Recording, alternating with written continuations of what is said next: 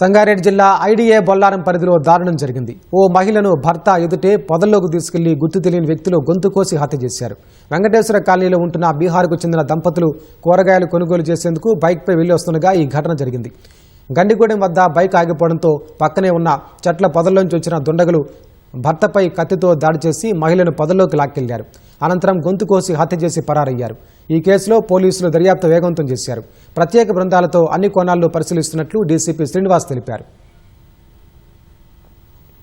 దీంట్లో ఒక భార్యాభర్త వెళ్తున్నప్పుడు ఆ బండి ఆగిపోయిన బండి దగ్గర వైఫ్ వెనక ఉన్నప్పుడు అతను ఇంకా స్టార్ట్ చేద్దాం అనుకునే టైంకి వేరే వాళ్ళు ఎవరో వచ్చి ఆ భార్యని పక్కకి లాక్కెళ్ళినట్లు, ఇతను వస్తున్న విషయాన్ని చూసి వాళ్ళ గొంతు కోసేసినట్లు, ఇతను వెళ్తే ఇతని మీద కూడా దాడి చేస్తే ఇతనికి కత్తి గాయాలు అయినట్లు, అతను చెట్ల పొదల్లోకి వెళ్ళిపోతే ఈ ముగ్గురో నలుగురో ఇంకా అతను క్లారిటీ లేదు, వీళ్ళందరూ వచ్చేసి ఆ బైక్ని కూడా తీసుకొని వెళ్ళిపోయినట్లు ఫిర్యాదుదారుడు రాత్రి మనకి ఇది చెప్పటం, మేము అక్కడ కేసుకి వెళ్ళటం జరిగింది.